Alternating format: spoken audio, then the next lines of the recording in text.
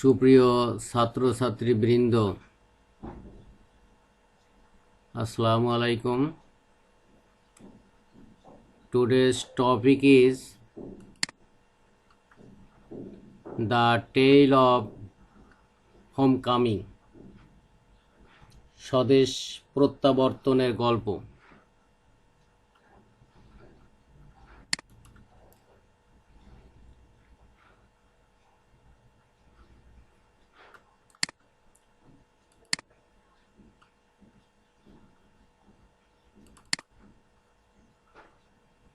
Look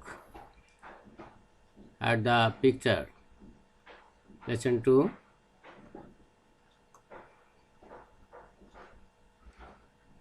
what do you see in the picture? I find a huge crowd. I wonder how many people there are in the crowd. I can see thousands of people gathering around a car. Next question: what do you identify in the picture? Well, at the front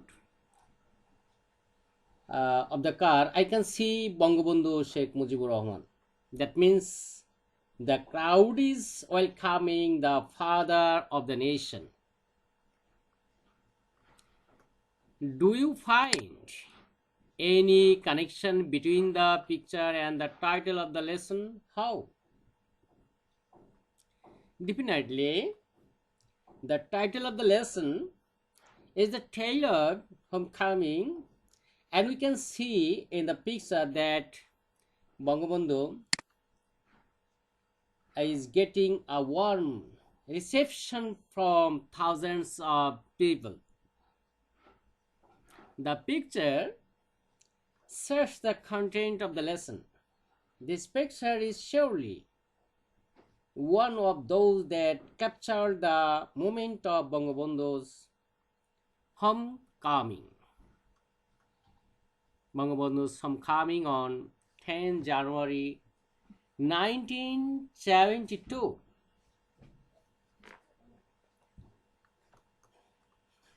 Read the story of Bangabandhu's homecoming to answer the questions that follow. Bangabandhu Sheikh Mujibur Rahman was arrested.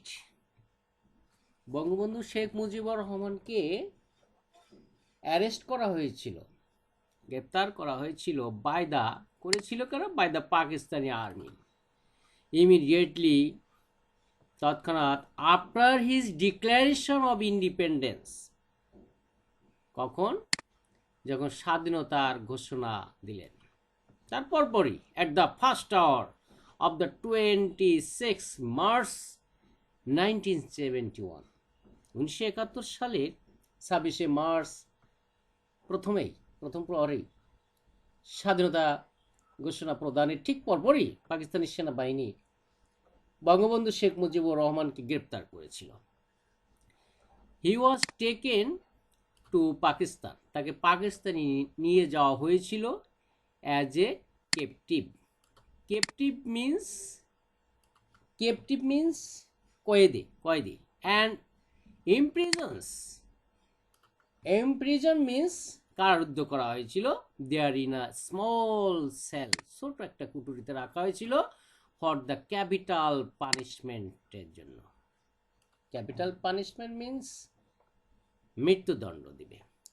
Until, যতক্ষণ না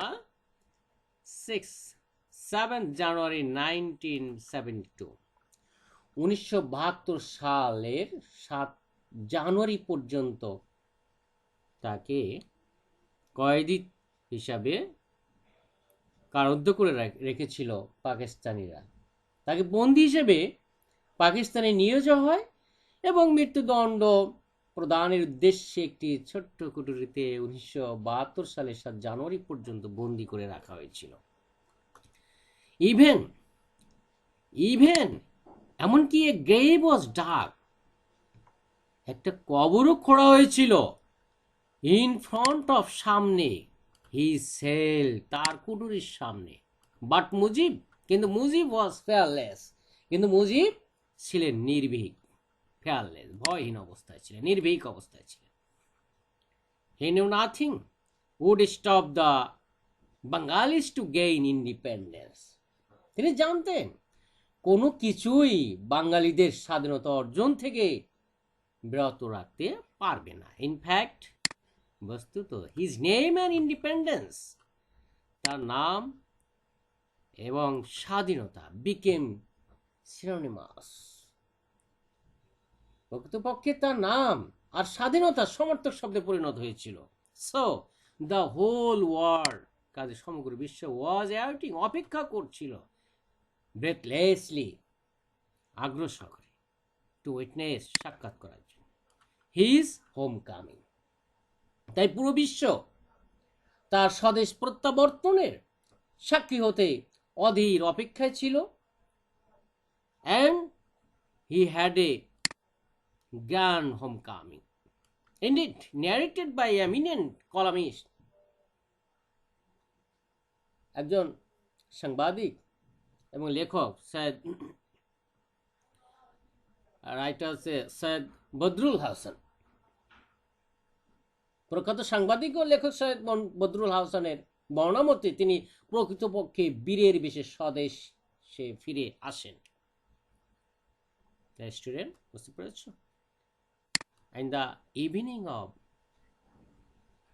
7 January 1972, 1972 সালের 7 জানুয়ারি সন্ধ্যায় Bangabandhu left, Bangabandhu ত্যাগ করলেন। কি ত্যাগ করলেন? Chaklala airport, Chaklala airport ত্যাগ করলেন ইন রাওয়ালপিন্ডি, পাকিস্তান রাওয়ালপিন্ডিতে ছিল। From where he would fly to London, যেখান থেকে তিনি লন্ডনের উদ্দেশ্যে যাত্রা করেন। Fly to London 9 months earlier, অর্থাৎ 9 মাস পূর্বে, হি ওয়াজ ব্রট, তাকে নেওয়া হয়েছিল টু পাকিস্তানে অ্যাজ এ প্রিজনার, একজন বন্দী হিসেবে, with a little hope to return, তিনি যে ফিরে আসবেন এই আশা ছিল আসলে খুবই ক্ষীণ। And how he was free to go home Pakistan as soon as the PIA aircraft to COP was finally behind him.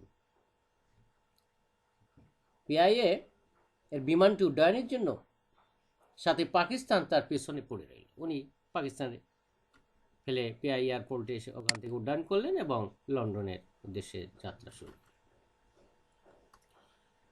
Early in the morning on 8 January 1972, 1972 সালে 8 জানুয়ারি ভোরে বঙ্গবন্ধু অ্যারাইভড ইন, বঙ্গবন্ধু পৌঁছালেন, কোথায় পৌঁছালেন? হিথ্রো বিমানবন্দর, নাকি এয়ারপোর্টে, Heathrow airport. News of Bangabandhu arrival in London, এই যে লন্ডনে যে বঙ্গবন্ধু পৌঁছালেন, এই সংবাদটা স্পিড কুইকলি, দ্রুত ছড়িয়ে পড়ল চারদিকে। জার্নালিস্ট, দ্য জেনারেল পাবলিক, অর্থাৎ সাধারণ জনগণ, British officials and politicians, Bengalis residents in the city made their way to hotel Claridge's. হোটেলের নাম কি ছিল? ক্যালারিজ। ওখানে যে উঠলেন সাংবাদিক, আমজনতা, ব্রিটিশ কর্মকর্তা ও রাজনীতিবিদ এবং বাঙালি যে অভিবাসীরা ছিল সেখানে সবাই হোটেল ক্যালারিজিতে ভিড় জমাতে থাকে। News bulletins on the BBC and other media organization made note to the Bangabandhu's arrival in their headlines. যে বিবিসি এবং অন্যান্য বার্তা সংস্থা তাদের খবরের শিরোনামে মানে বঙ্গবন্ধুর যে আগমনের খবর প্রচার শুরু করলো ফলাওভাবে। বাই দ্য আর্লি আফটারনুন, ঠিক দুপুরে ঠিক the father of the nation, হ্যাঁ, দুপুরে ঠিক পরেই the father of the nation অর্থাৎ জাতির পিতা হ্যাড মেড সাক্ষাৎ করেছিল। কার সাথে সাক্ষাৎ করেছিল? দ্য ব্রিটিশ প্রাইম মিনিস্টার, তৎকালীন ব্রিটিশ প্রাইম মিনিস্টার ছিলেন এডওয়ার্ড হেথ, এবং leader of the opposition Harold Wilson, এবং বিরোধী দলীয় নেতা ছিলেন হ্যারল্ড উইলসন, দুইজনের সঙ্গে সাক্ষাৎ করেছিলেন। দেন তারপর হি কল্ড ঢাকা, তারপর ঢাকায় ফোন দিলেন, and for the first time since his arrest by the Pakistan army in March, ওই যে মার্চে যে পাকিস্তান আর্মি যে অ্যারেস্ট করেছিল, তারপর এটাই প্রথম ছিল তার, 9 মাস পরে ফোন দিয়েছিল ঢাকায়, স্পোক টু হিজ ফ্যামিলি। বুঝতে পারলে? দুপুরে ঠিক পরে যখন জাতির জন্য ব্রিটিশ প্রধানমন্ত্রী হচ্ছে এডওয়ার্ড হিথ এবং বিরোধী দলের নেতা হ্যারল্ড উইলসনের সাথে সাক্ষাৎ করলেন, এরপর ঢাকায় তিনি টেলিফোন করেন, এবং মার্চ মাসে পাকিস্তানি সেনাবাহিনী কর্তৃক গ্রেপ্তার হওয়ার পর প্রথমবারের মতো তার পরিবারের সাথে কথা বলেন। A long conversation then followed with prime minister Tajuddin Ahmad. তখন তো তাজউদ্দিন আহমদ প্রধানমন্ত্রী ছিলেন, যদিও উনি একটি প্রধানমন্ত্রী ছিলেন। ওনার সাথে কথা হলো দীর্ঘ সময়। The conversation with his family and with Tajuddin were emotional affairs. ওকে, প্রধানমন্ত্রী তাজউদ্দিনের সাথে কথা বলার পরে তার পরিবার ও তাজউদ্দিনের সাথে আলাপচারিতা ছিল হচ্ছে আবেগময়। ওকে, তবে এতে করে তার অনুপস্থিতি বাংলাদেশে যে কি ঘটেছিল, that had a clear picture of all that happen in this absence in Bangladesh, সবই ওই ফোনেই বলা হয়েছিল। ইট গেভ হিম ইমেন্স প্লেজার, এটা কিন্তু তাকে মানে ভীষণ আনন্দ দিয়েছিল, immense pleasure, knowing that he had truly liberated his people, তার জনগণের জন্য যে স্বাধীনতা আনতে পেরেছে, এই জন্য তার ভিতরে একটা ইমেন্স প্লেজার ফিল করে দেখা গিয়েছে। বঙ্গবন্ধু's opening words at a crowded news conference that evening at Cadiz was a touch poetic. এই যে সেই সন্ধ্যায়, দ্যাট ইভিনিং, সেই সন্ধ্যায় যে হোটেল ক্যালরিজে একটা জনাকীর্ণ সংবাদ সম্মেলনে বঙ্গবন্ধুর প্রথম কথাগুলো ছিল এক মর্মস্পর্শী কাব্য, এ টাচ পোয়েটিক। তিনি এক্সপ্রেস করেছিলেন, প্রকাশ করেছিলেন the unbounded joy. Unbounded joy মানে কি? অসীম উল্লাস, না, of freedom achieved by his people in an epic liberation struggle. এক মহাকাব্যিক স্বাধীনতার সংগ্রামের মধ্য দিয়ে তার জনগণ স্বাধীনতা অর্জন করায় তিনি অসীম উল্লাস প্রকাশ করেছিলেন। Bangladesh, he told, the crowd was A reality বাস্তবতা, and would fulfill to its obligation as part of the international community. তিনি সমবেত জনতার উদ্দেশ্যে বলেন, বাংলাদেশের অস্তিত্ব রয়েছে এবং আন্তর্জাতিক সম্প্রদায়ের অংশ হিসেবে বাংলাদেশ তার কর্তব্য পালন করবে।